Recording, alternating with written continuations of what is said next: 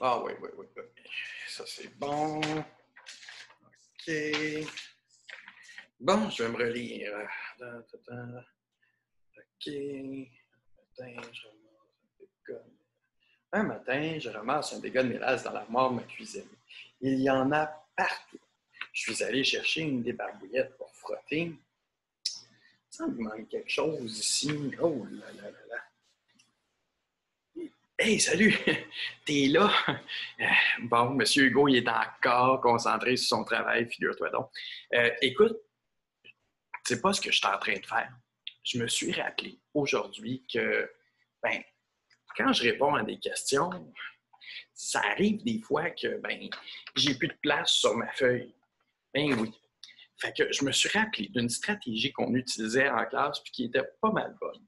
Tu as besoin pour ça de ciseaux et de papier collant.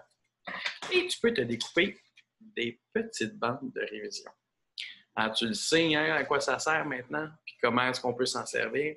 Eh bien, quand tu n'as plus de place, tu peux prendre du papier collant, puis coller la bande de révision juste en dessous de ton texte où tu es rendu. Puis ça, ben, c'est une excellente stratégie pour ajouter des informations quand tu n'as plus de place. Mais aujourd'hui, je veux te parler de la petite chose qui est après la révision. Hein? Des fois, quand on a fini d'ajouter des détails, ben, en fait, on est rendu à corriger. Puis quand on corrige, OK, tiens-toi bien, pourquoi est-ce qu'on fait ça, corriger? C'est pour rendre notre texte plus facile à lire pour nos lecteurs. Hein? Donc aujourd'hui, ce que je veux t'enseigner, c'est que les auteurs, ben, ils se relisent pour rendre plus facile leur texte à lire pour les lecteurs. Puis ils vont faire ça en vérifiant la ponctuation, les points, points d'exclamation ou points d'interrogation s'il y en a. Je vais te montrer maintenant comment est-ce que je fais quand je me relis pour vérifier ma ponctuation. J'ai vu une araignée et elle avait 8 grosses pattes poilues et elle était vraiment dégoûtante. Je pense que ça fait une pas mal longue phrase que j'entends souvent et. Ouais. OK, je vais revoir ça. Puis je vais essayer de le relire comme je le lirais à mon lecteur. Ça va m'aider à trouver mes points. J'ai vu une araignée et elle avait 8 grosses pattes poilues. Et elle était vraiment dégoûtante! OK. J'ai une majuscule au début de ma phrase, ça va. J'ai vu une araignée. As-tu vu, je prends une pause ici hein, pour le lire à mon lecteur. Puis, ça veut donc dire que probablement il y aurait un point.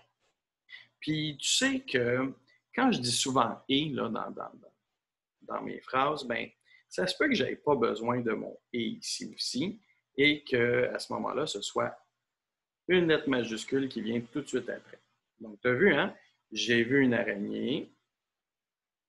Elle avait 8 grosses pattes poilues. Tu mettrais un point là? Ben, t'as raison. Hein? Ici aussi, il y a un point. Parce que je fais une pause hein, quand je le lis. J'ai vu une araignée. Elle avait 8 grosses pattes poilues. Je fais une pause ici, donc ça va être un point. Et elle était vraiment dégoûtante! Maintenant, qu'est-ce que tu ferais là maintenant? Relis ma phrase comme il faut. Est-ce qu'il faudrait ajouter un point? Une majuscule peut-être? À quel endroit? Ici? Non. T'enlèverais le « et ». Ouais, hein, on n'en a pas vraiment besoin. On pourrait dire « elle était vraiment dégoûtante ». OK. Tu as bien raison. Est-ce que je mettrais alors une majuscule ici? Oui. Parce qu'il y a un point avant? Ben oui. OK. Elle, je vais mettre ma majuscule. Elle était vraiment dégoûtante. Où est-ce que je mets le point? Ici? T'es sûr?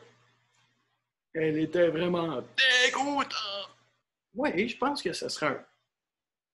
Ouais, mais est-ce que je lis elle était vraiment dégoûtante ou elle était vraiment dégoûtante? Alors, c'est quel type de point, ça? Un point d'exclamation. Exactement. Bravo, les champions. Hein?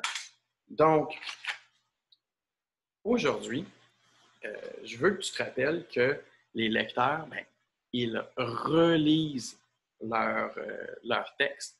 Puis quand ils relisent, ils peuvent essayer de se corriger en vérifiant la ponctuation. Hein? Et n'oublie pas, quand tu as souvent des « et », ça peut vouloir dire que tu as besoin d'un point.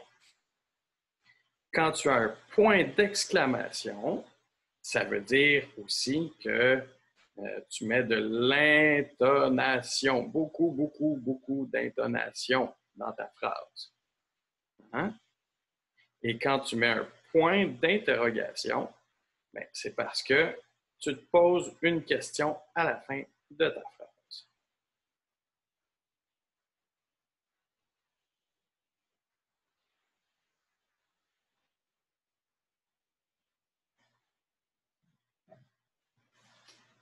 Maintenant, c'est à toi, l'auteur, d'aller te corriger, d'aller vérifier ta ponctuation.